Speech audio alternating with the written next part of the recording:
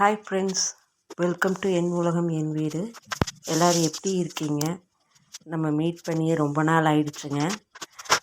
பசங்களுக்கு exam time table வந்ததுலேருந்து அவங்களுடைய ஒர்க் ஷீட்ஸ் ப்ரிப்பேர் பண்ணுறதுல கொஞ்சம் பிஸியாக இருந்துட்டேன்.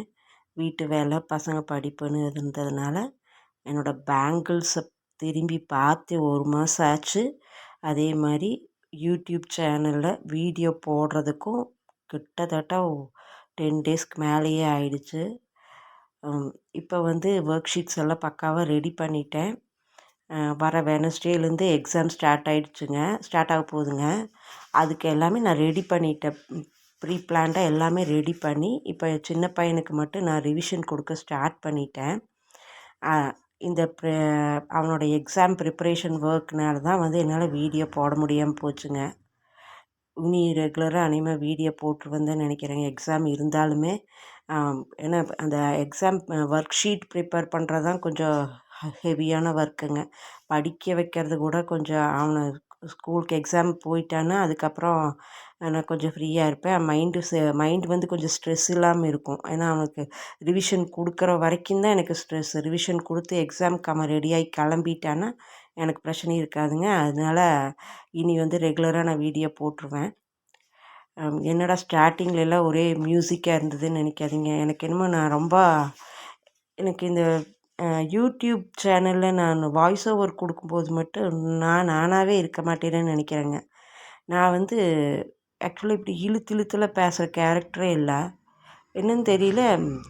இங்கே வாய்ஸ் ஓவர் கொடுக்கும்போது கரெக்டாக அந்த என்னை நானே பார்த்து பேசுகிறதுனால கொஞ்சம் கூச்சப்பட்டுட்டு இழுத்து பேசுகிறனாட்டிருக்குதுங்க.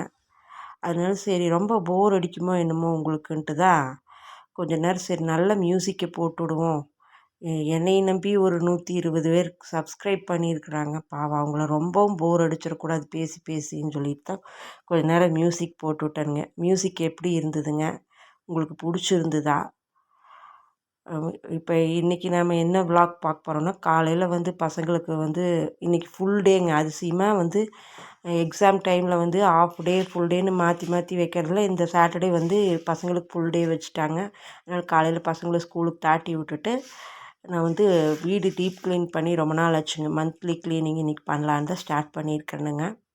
அந்த ஷீல்டு என் பெரிய பையன் சயின்ஸ் எக்ஸிபிஷனில் ஃபஸ்ட் ப்ரைஸ் வாங்கினானுங்க. அதுக்கான ஷீல்டு. இது என் சின்ன பையன் ப்ரீகேஜி படிக்கும்போது பேக் வாக்கில் ஃபஸ்ட் ப்ரைஸ் வாங்கினானுங்க. அது நான் நிறைய சர்டிஃபிகேட் இருக்குதுங்க.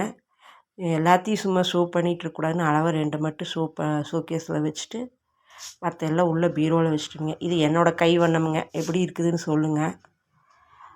இதெல்லாம் நான் சின்ன வயசில் பண்ணினதுங்க.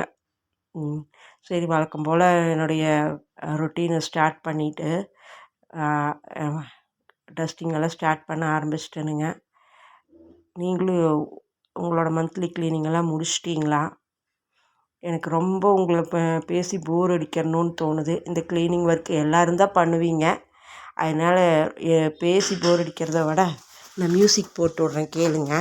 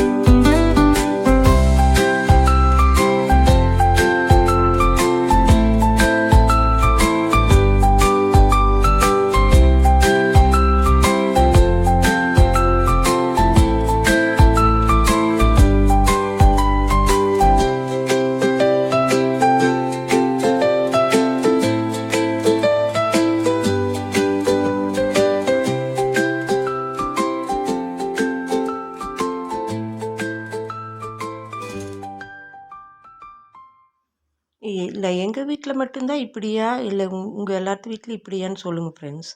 நான் ஒரு விண்டோ இப்போ க்ளீன் பண்ணேன் பார்த்தீங்களா, அந்த விண்டோ வந்து இத்தனைக்கு நான் ஓப்பன் பண்ணுறதே இல்லை. ரோட்டை ஒட்டுன விண்டோன்னு ஓப்பன் பண்ணுறதே இல்லை. ஆனால் அந்த விண்டோக்குள்ளே பார்த்தீங்கன்னா அவ்வளோ டஸ்ட்டு. அப்பா எப்படி தான் வருதுன்னே தெரியல.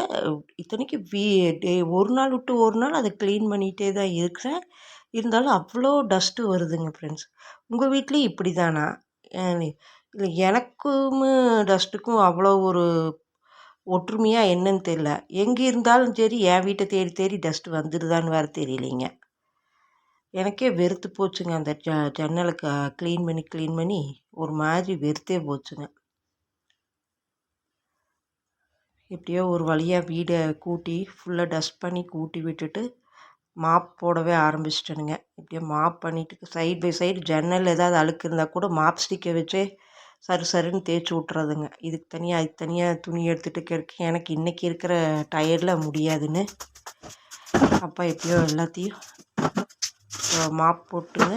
இப்போ டேபிள் இருக்கிறதெல்லாம் மேலே இருந்ததெல்லாம் தூக்கி கீழே வச்சு எல்லாத்தையும் அது இடத்துல வச்சுட்டு அப்பாடான்னு கொஞ்சம் அப்படியே ரெஸ்ட் எடுக்கலான்ட்டு இருக்கிறேனுங்க. இப்போ வந்து வாட்டர்மெலன் காலையில் கட் பண்ணணும்லங்க, ஷேப்பாக இருக்கிறது எல்லாமே என் பசங்களுக்கும் எங்கள் வீட்டுக்காருக்கும் வச்சுட்டு அன்ஷேப்பாக இருக்கிறத எடுத்து, ஏன்னா ஷேப்பாக இருக்கிறது மட்டும் அவங்க சாப்பிடுவாங்களாமா. சரி நீங்கள் என்னத்தையோ சாப்பிட்டு போங்கன்னு சொல்லிவிட்டு நான் அன்ஷேப்பாக இருக்கிற பீஸை எனக்கு எடுத்து வச்சு ரிலாக்ஸ்டாக சாப்பிட்ருக்கேங்க. தேங்க்ஸ் ஃபார் வாட்சிங்.